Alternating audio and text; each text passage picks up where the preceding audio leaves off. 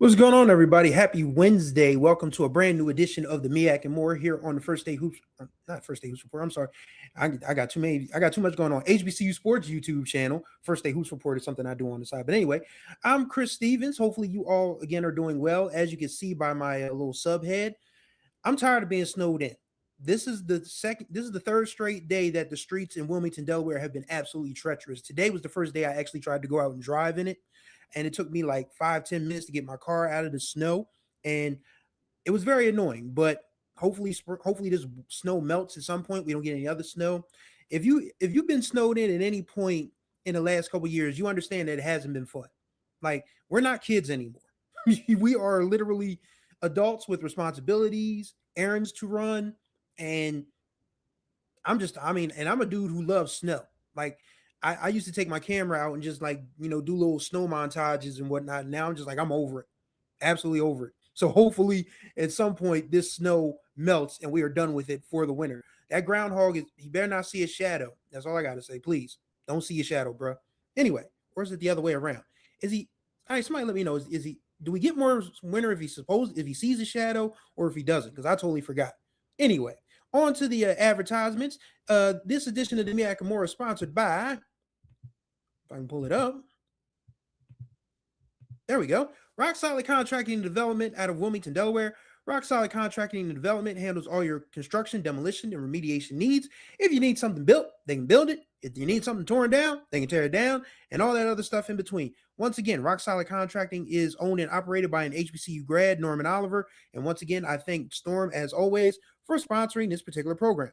Also, if you guys didn't know, I have a music podcast. It is called On the Groove Line, and my most recent guest is the Philly Jazz Fusion Band, one of the greatest to do it, Pieces of a Dream. You guys can check out that episode. No, that's not it. You guys can check out that episode by clicking this link, which I'm going to put up in, which I'm going to put in the chat and on the screen. See, there's the Facebook version of it, and there's the YouTube version of it. Also, I have a book. You guys can still go buy that book, by the way. A Widower's Gift. It's a read. It's a fun read. I've really enjoyed writing this book. It's a Christmas romance, but if you guys go back through our YouTube page, you'll see Ken Rashad did a reading of it and kind of humiliated me, but he's like, Chris, I'm just trying to sell you books. So yes, if you guys want to go buy this book, you can go do so at this link and, tune in and, read the book. And the website that you see listed is where you can leave a review. So if you have bought the book and want to review it, just give like a little 4 or 5-star review. Let me know what you liked about it, what you thought it could be better. And you can do that at the link also. Last but certainly not least, I have an overnight podcast, which is called, fittingly enough, The Overnight Scenario. This is where I talk about all things dating and romance and all of that good stuff that really doesn't have a place on HBCU sports. So yeah, it gets kind of racy after dark. But if you guys want to check out that podcast, you can sign up for my Patreon. It is $1 a month. Not only do I have a podcast over there, I post all of my creative writing stuff and all the other stuff that I'm working on. So if you guys want to, give me a boost over there, you're more than welcome to do so. So as you can see, today's episode is going to lead off with the most amazing. We've already talked about the UMES men's and women's basketball programs, and they're still undefeated. So as it stands right now, UMES is still the clubhouse leader in the MEAC. But we need to talk about the Morgan State Bears. Why? Because they have won their last 3 MEAC games on the road by a single point each time. You don't believe me? Here's the proof. So their current 4-game win streak, as you can see, they beat Delaware State in Dover 80-79, January 17th. They took a break from the road.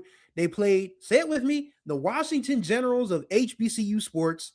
Virginia University of Lynchburg. I don't know why I put that H there. It's supposed to be Lynchburg without the H. I don't know why. I don't know how I misspelled that. I'm so sorry. But they won that game 128-53. No surprise there, January 20th. They went back on the road and beat Howard by a single point, 78-77 on the 24th. And then Monday, they defeated the defending MEAC champ Norfolk State 79-78 at Eccles Hall. So, what is different about this Morgan State? Honestly, I don't think there's anything too much different about this Morgan State basketball team because they did make it to the semifinals last year. So it wasn't like they were just a flat. They're proving right now they're not a flash in the pan. They've played some really. I mean, they only lost to Georgia Tech by 2 points, I believe. And granted, Georgia Tech isn't an ACC powerhouse, but Georgia Tech still has more resources than Morgan State. And they have, they have the facilities, they have the money behind, they have the marketing and promotions and all of that good stuff. So this Morgan State team, we got to watch out for them now. I think Howard is aware of that. I'm pretty sure Norfolk State is aware of that.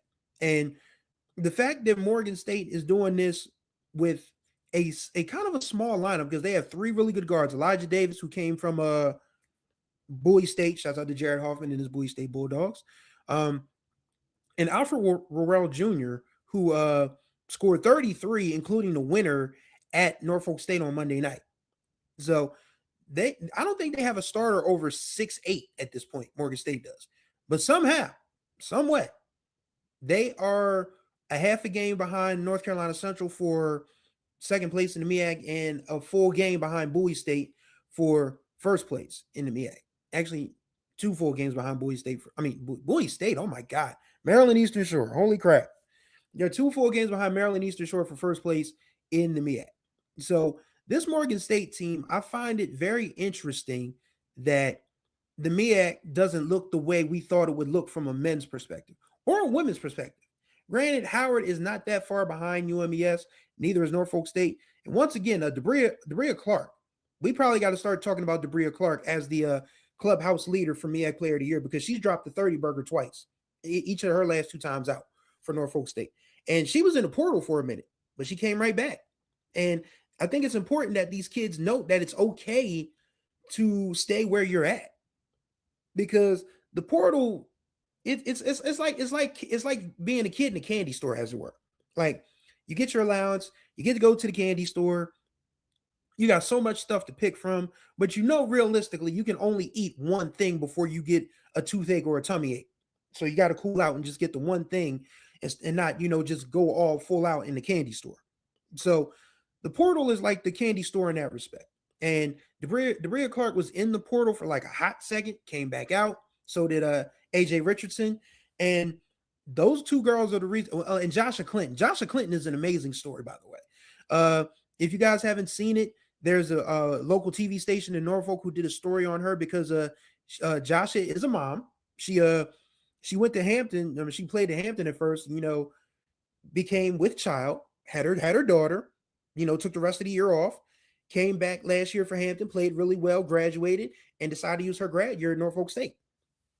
So this Norfolk State women's team has a lot of great stories to it, and of course Jermaine Woods, picking up where Larry Vickers has left off is amazing. Shout out to Silas Edward McMorris for checking in. Great, appreciate your silence. And yeah, but back to the Morgan State men really quickly. This is a team that has won in 3 of the toughest buildings in the MEAC by a single point. That can translate to Norfolk in March. It absolutely can. Because if you can win on the road in crazy environments and not just, granted, if they win these games by like 15, 20, then you're like, okay, that really didn't test them. But they won each of these games on the last possession. Every time they went up by a point, the opposing team had a chance to win in the final seconds. Delaware State couldn't do it. Howard couldn't do it. Norfolk State couldn't do it. Got to give this Morgan State team their props, man. They have shown up. They're trying to show everybody that semifinal appearance in the MEAC tournament a year ago wasn't no slouch. And it's looking that way right now. So hopefully we'll have more on the MEAC. We've missed a couple of games, because of the snow. And again, I hate this. I mean, I'm a dude who loves snow, but this was just too much, especially for those of us in the journalism, sports journalism business, because we still got to find a way to get these stories and these podcasts out to y'all so we can, keep our jobs. Which reminds me, if you guys want to help keep this operation going, we are accepting super chats. For as long as I'm on the air, it can be $1, $2, $5, or if you got it like Mackenzie Scott, a quick little 20 million will help. But you can also donate. We have the Cash App. Go to Cash App, type in $ HBCU Sports. You can also donate through the Zelle app. Donate at hbcusports.com is where you type in when you go to Zelle, or you can go directly to our website, hbcusports.com/donate. And also, you can also buy Ken Rashad's book, HBCU Sports 101, A Guide to Understanding Black College Athletics. You can get that for the same, and Ken will sign it, give you an autographed copy for the same price if you were just to buy it from any other store. So hit up kenrashad.com. That's KENNRASHAD.com and say, hey, Ken, I want to buy the book. I want to buy the signed version. And Ken will sign it for you and send it to you. So that's how it works. So yes, just wanted to, get those public service announcements out of the way. But yeah, hopefully, the MEAC is a very fun league to watch right now. And when you take into account that the two teams that everybody thought on both sides are looking up in UMES, and the men are in the Howard and Norfolk State men are now looking up at Morgan State too. You gotta love it. I mean, it's not gonna help. I can guarantee you that the MEAC champion is absolutely going to be in the first four. Probably the same thing for the SWAC too, but hopefully they just don't play each other. That's the important part. I mean, if they're gonna be in the first four, fine, whatever. Just don't have them play each other, because that would just that's racism. I'm kidding, but yeah, it's probably it's more than likely that the MEAC champion is going to be in that first four in Dayton, Ohio, first Monday in April. So hopefully, no, not the first Monday in April. That's when the NCAA championship game is. But yeah, whatever that Monday is in March, probably the third Monday in March, whenever that the NCAA tournament starts, the MEAC champion is probably going to be in the first four. But if you just like watching competitive basketball among the MEAC, you're in luck this year, because nobody really looks bad. I mean, there are teams with bad records. I mean, my Delaware State Hornet men, still repping though. I'm still repping. Delaware State Hornet men are 1-5 right now. No, 0-5 in the MEAC. The DSU women are 1-4. They finally picked up their first MEAC win against South Carolina State this past weekend. So you got to really enjoy the way the MEAC is playing basketball right now, even though it may not help with the tournament per se. But everything about this year has just been completely unexpected up to this point, and hopefully it continues, because it gives us something to talk about. Something else we got to talk about though is the Tennessee State football schedule, the non-conference version. And this is a schedule that I think, again, and this is something that we usually save for the SWAC page and HBCU Sports Live on Friday. But again, the MEAC More, that's what Tennessee State's a part of.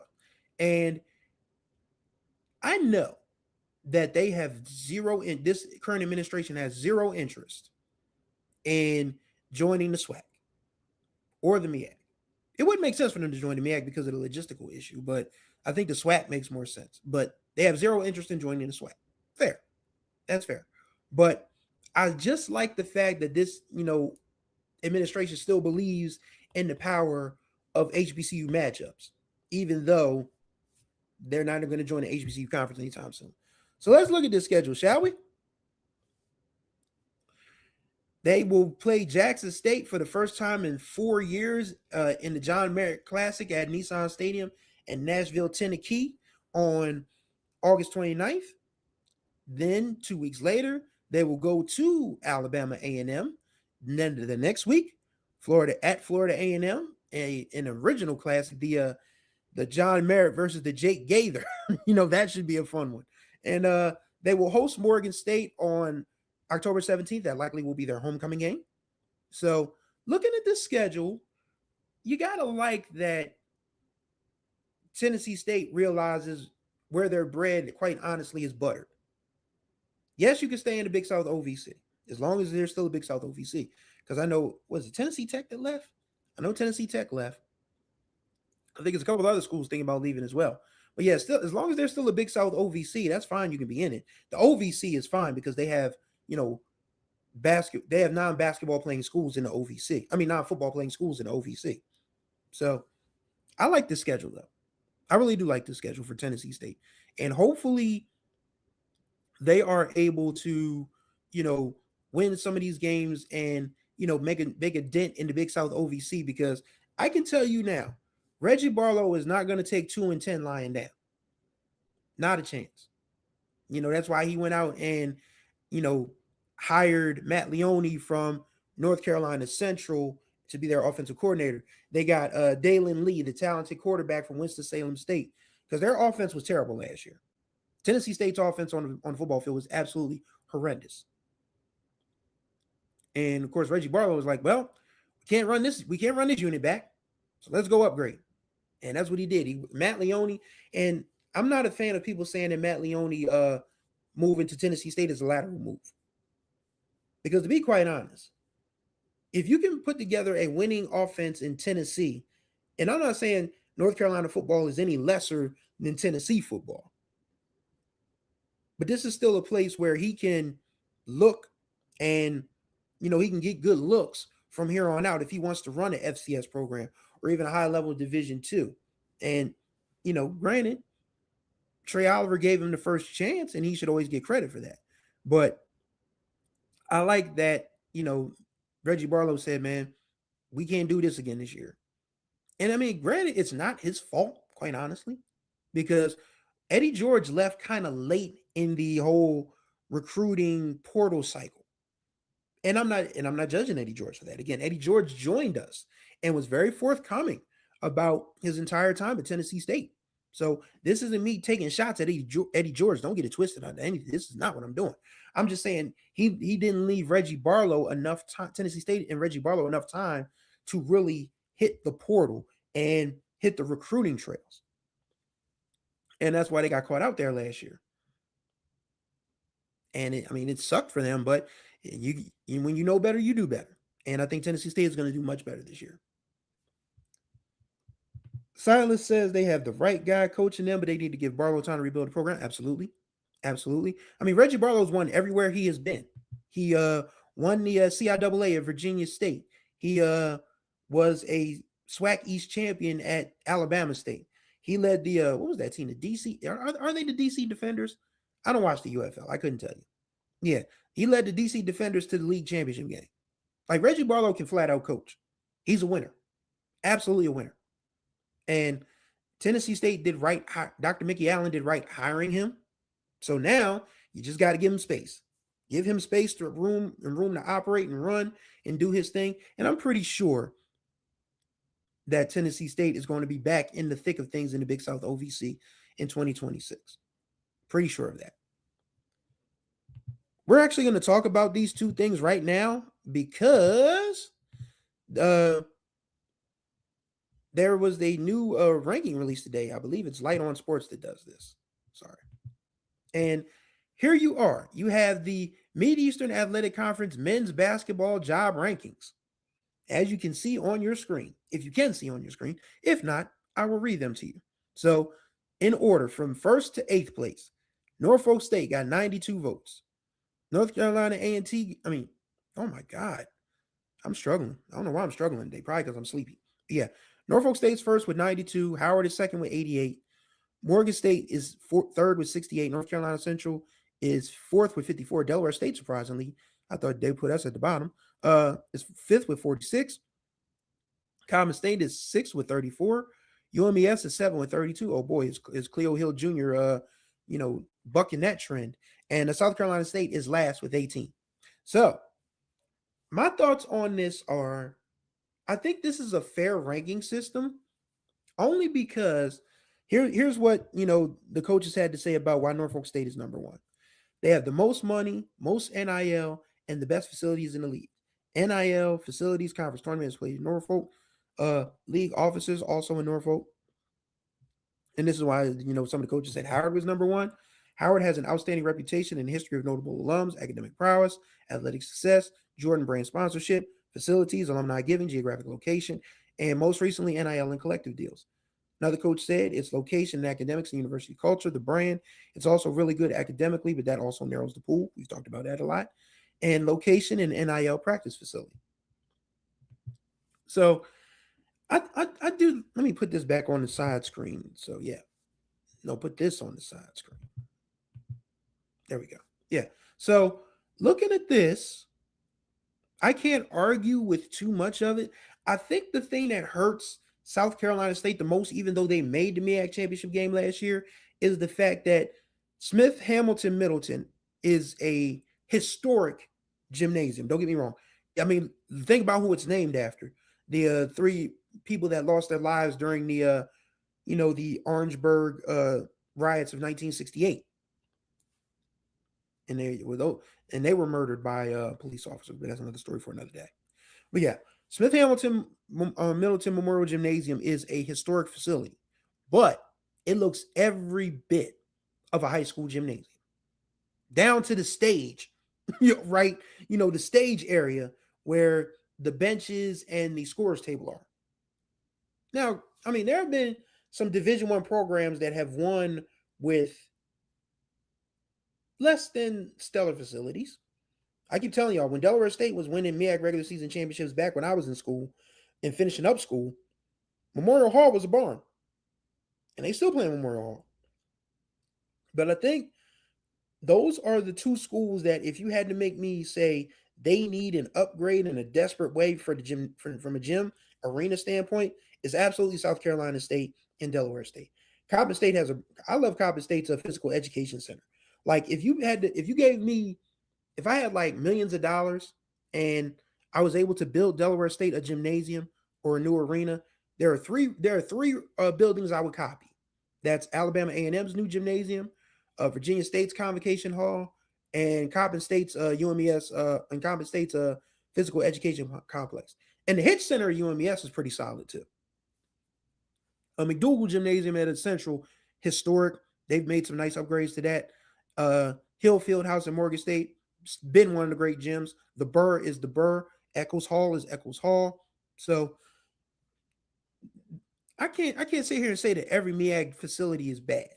It's just that we need to probably be realistic about what teams can upgrade and what teams can't. Because Dr. Tony Allen is trying. Oh my God, he is trying to get $125 million for Delaware State to build a new convocation center arena type deal. Problem is, ain't $125 million to go around in the state of Delaware.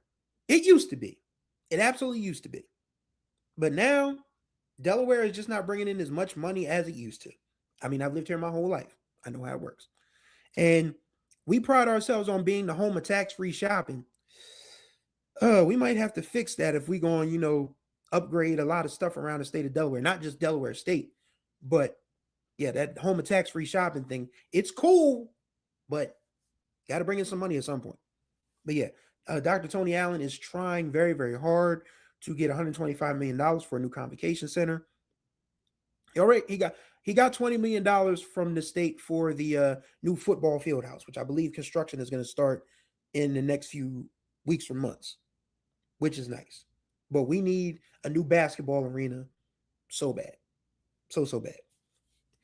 And so this is where it stands. Question comes into play. I always wonder why DSU struggles in basketball. I thought they have a large pool to recruit from. New Jersey, New York, Pennsylvania, Maryland.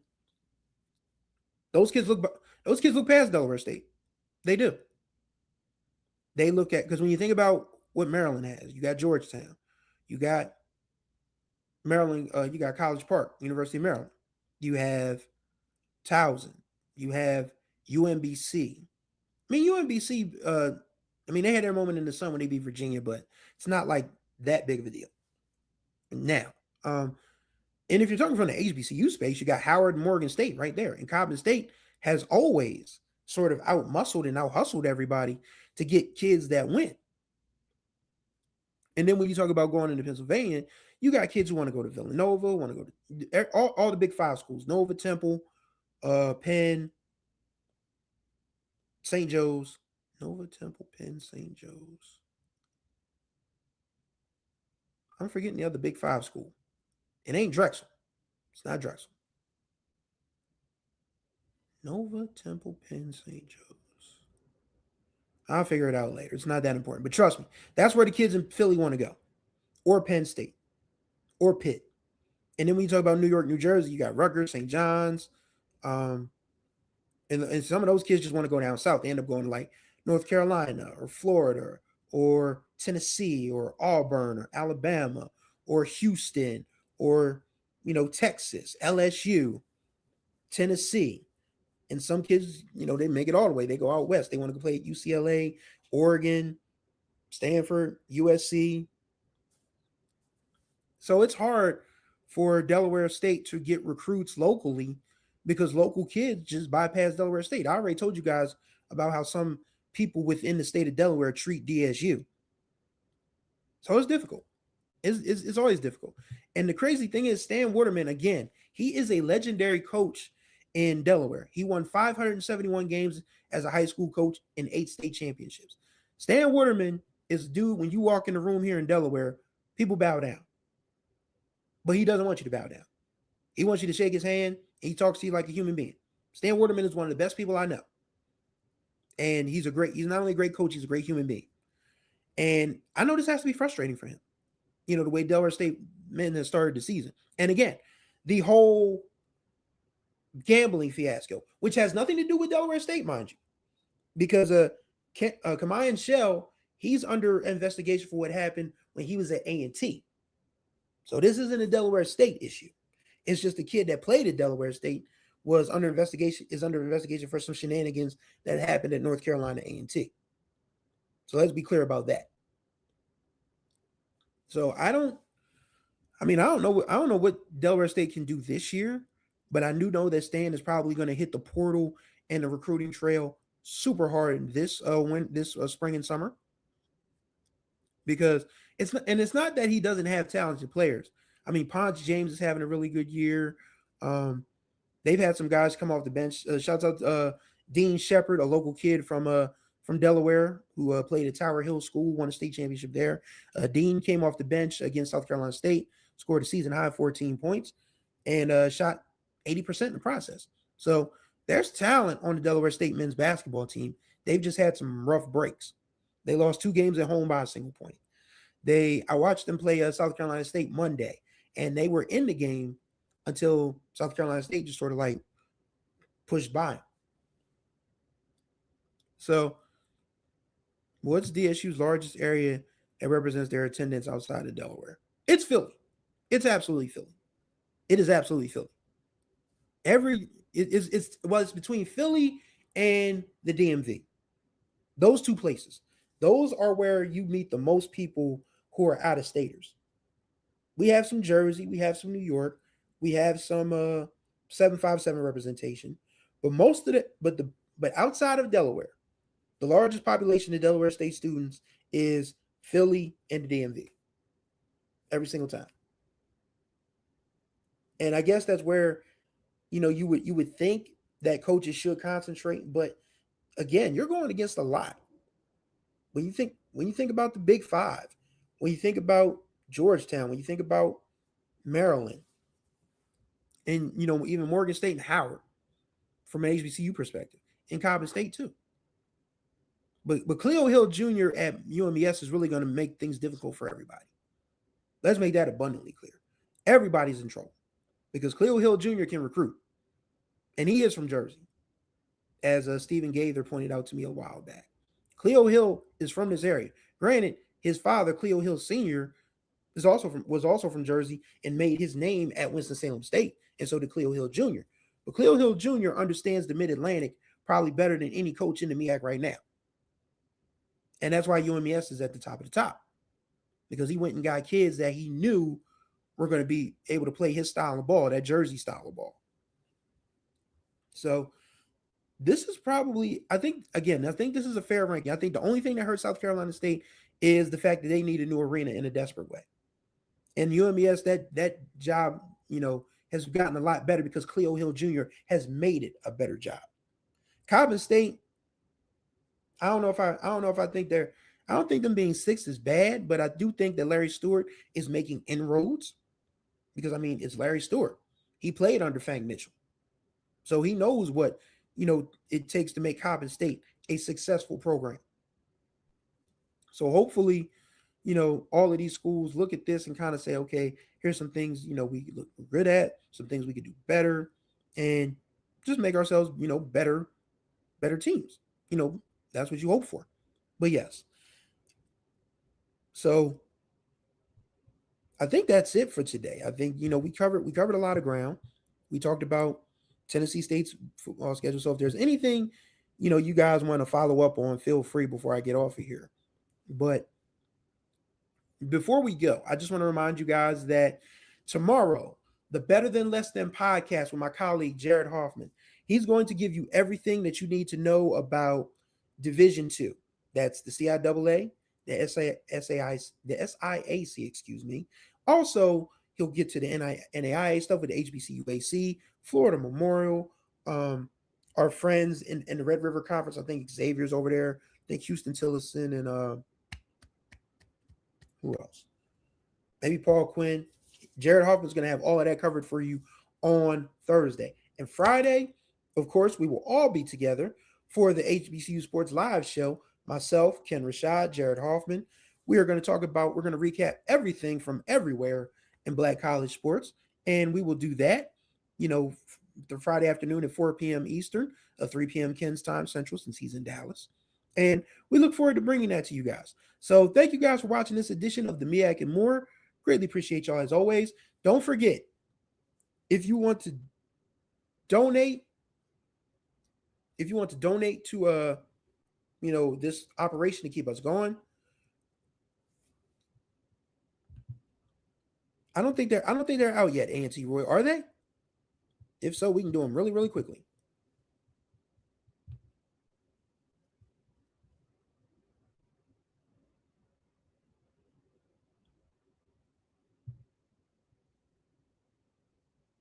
Oh, to see it. The Coastals was out.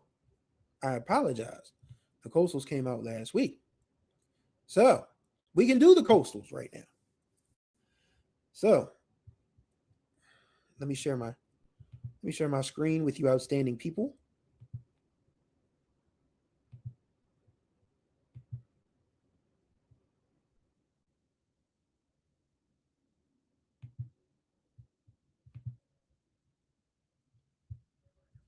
All right.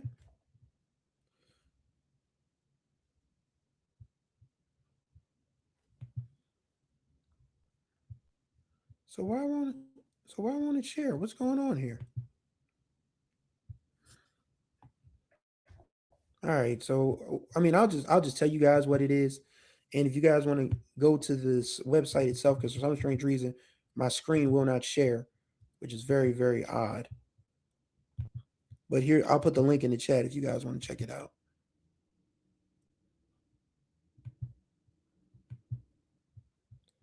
So what we have is we have Hampton and A&T ranked at the bottom at 12 and 13 for the Coastal. And I think that honestly is just a byproduct of,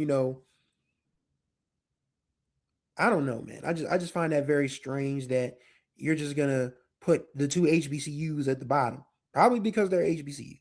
But when you think about the facilities aspect, because Hampton, the Convocation Center is still a wonderful facility. So is the Corbett Center at A&T. A&T has great academics. Hampton has great academics. They have great campus life. I know A&T is working on their NIL stuff. I think Hampton is as well. So I mean, I think compared to who else is in the CAA, I don't think they deserve to be 12 and 13. I mean, some people may feel differently, but I'm looking at schools like Stony Brook and Northeastern ahead of them, and I'm like, I wouldn't put Northeastern ahead of Hampton. I wouldn't put Northeastern ahead of A&T. Maybe, of course, William and Mary. Obviously, Drexel has a traditionally strong program. Monmouth, Elon, Towson has a beautiful facility. Not gonna take that from Towson. Hofstra, UNC Wilmington, Charleston. That's a fair top three. But having Hampton and A&T at the bottom, it just feels kind of disingenuous. So I'm not sure, you know, what the science is behind that. I mean, obviously, the coaches are polled, so the coaches share their opinions. But a lot of these coaches, if they had to coach at Hampton and A&T, they would pull their hair out. They would panic. They would freak out because they're not used to doing anything with less. Our schools, we've always had to do everything with less, and somehow we've been very successful at doing things with less. So take that for what it's worth. But yes, those are the uh, those are the rankings from a field of 68. We'll talk more about those as the season progresses. But yes, once again, we are. Yeah, I think we're out of steam today. We covered a lot of ground. Hopefully, we can have a more fleshed out show next week. But for the meantime, thank you guys for tuning in to the MEAC More. Greatly appreciate y'all as always.